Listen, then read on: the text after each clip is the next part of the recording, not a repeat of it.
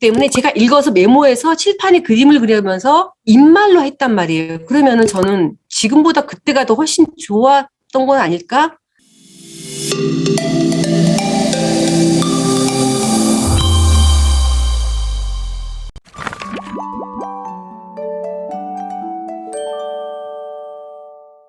어른의 삶으로 이어진 유년기. 사실 독서 지도에서 저는 읽어주기를 90% 하거든요. 90% 합니다. 지금 뭐 이렇게 국어 교과서의 독서 단원 보면은 다양한 그 방법이 안내돼 있잖아요. 선생님이 조금 읽어주다가 뭐 모둠끼리 읽다가 짝끼리 읽다가 묵독으로 하다가 이제 그거는 하나의 예시라고 생각을 하고요. 그 예시가 있는데, 그러니까 교과서에서 제시되는 건 다 압축 파일로 전 생각을 해요. 압축 파일이고 그럼 압축 파일을 풀어야 되잖아요. 푼다고 할 때 어디다 바탕하면 어디다 풀 건가요? 춘천에 풀 수도 있고요. 인천 연수구도 있을 수 있고요. 서울에 굉장히 변두리 지역일 수도 있는데 그 압축 파일에 푸는 거는 선생님이라고 생각을 하거든요. 그랬을 때 내가 중문진에 갔을 때는 전혀 다르게 압축 파일을 풀어버린 거예요.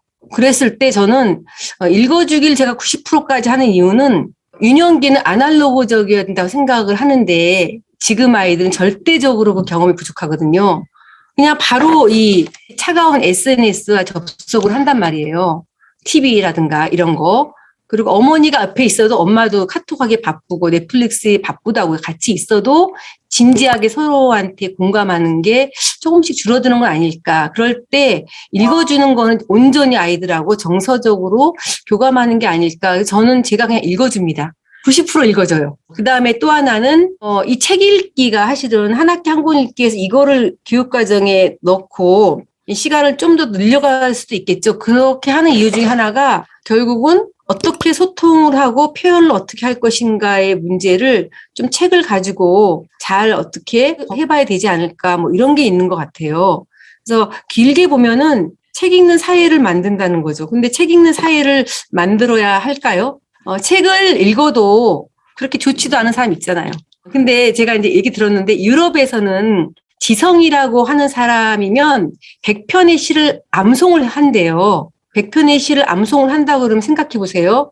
자기가 좋아하는 시를 암송하지 않겠어요? 그러면은 100편의 시를 골라내려면 얼마나 많은 시집을 읽었겠어요.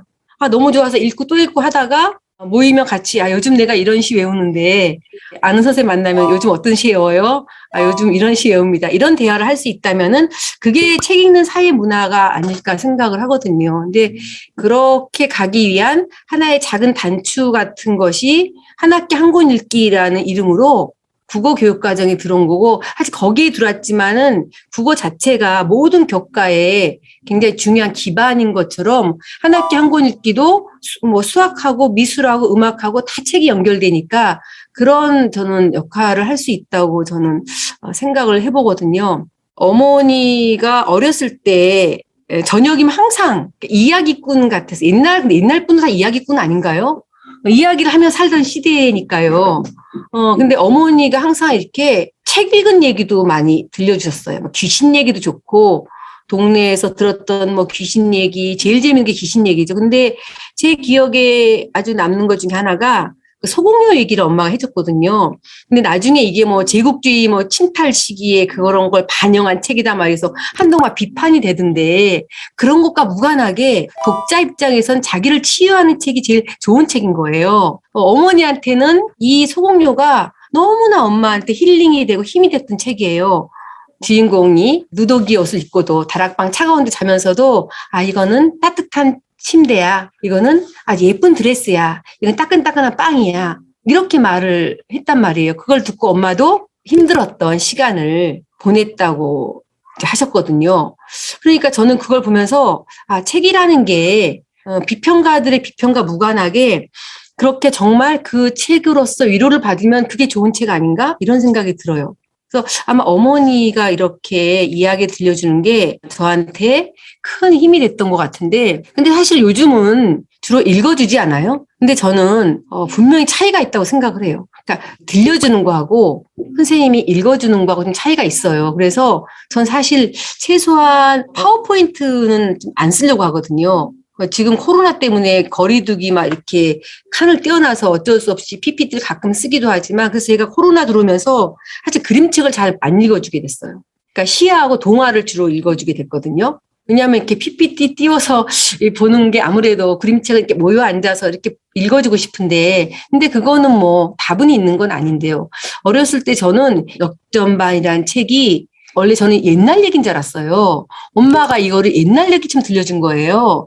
야야, 어떤 아이가, 응? 엄마가, 응? 동네에 시계가 하나밖에 없는데 그게 전방에 시계가 있었단다. 그래서 엄마가 아가야, 너 전방 가서 시방 몇 시인지 알아봐라.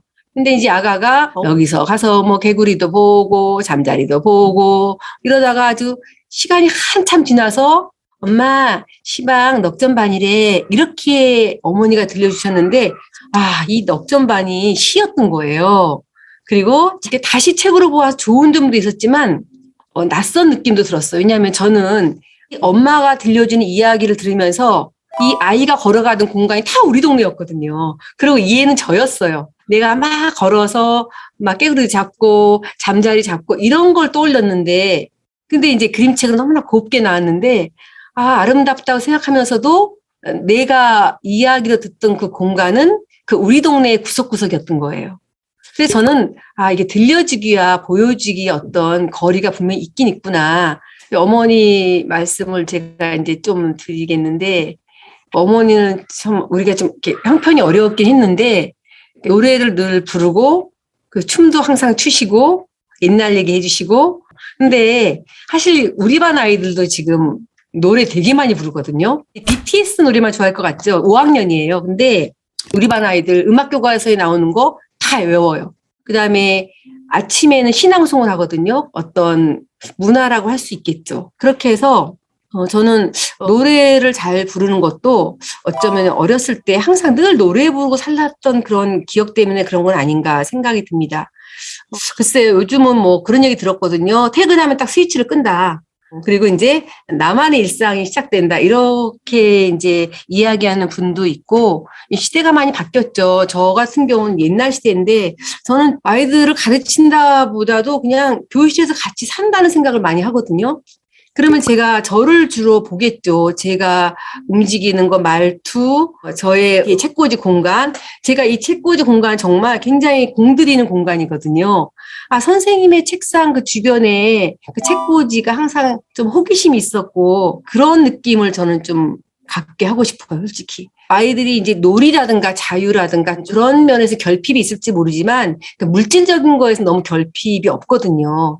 그러니까 저는 이제 한 학기 한 권 읽기 할 때, 예를 들어서, 너하고 안나를 한다. 그러면은, 이거 25권 사서 쫙 나눠주고 시작할 수도 있거든요. 근데 아이가 갈망해서 도서관에 가서 책을 빌려오거나, 서점으로 뛰어가서 엄마를 졸라 책을 사거나, 그래서 자기의 소유를 만드는 것까지 저는 한 학기 한 권 읽기라고 저는 생각을 하거든요. 왜냐하면은 한 학기 한 권 읽기의 중장기적인 목표가 책 읽는 사회 문화를 만드는 건데 그러면은 지금 책 읽는 사회 문화를 만들 때는 결국 그 책을 읽고 내 손으로 사고 거기다 작가 만남까지 도졌죠. 사인을 받고 그걸 내 책꽂이에 꽂아놓고 그래서 세월이 흘러서 시집 장가를 가서 나의 아이에게 나 이거 어렸을 때 내가 샀는데 작가 사인을 받았어. 이렇게까지 가는 게 진짜 저는 그게 문화라고 생각을 하거든요.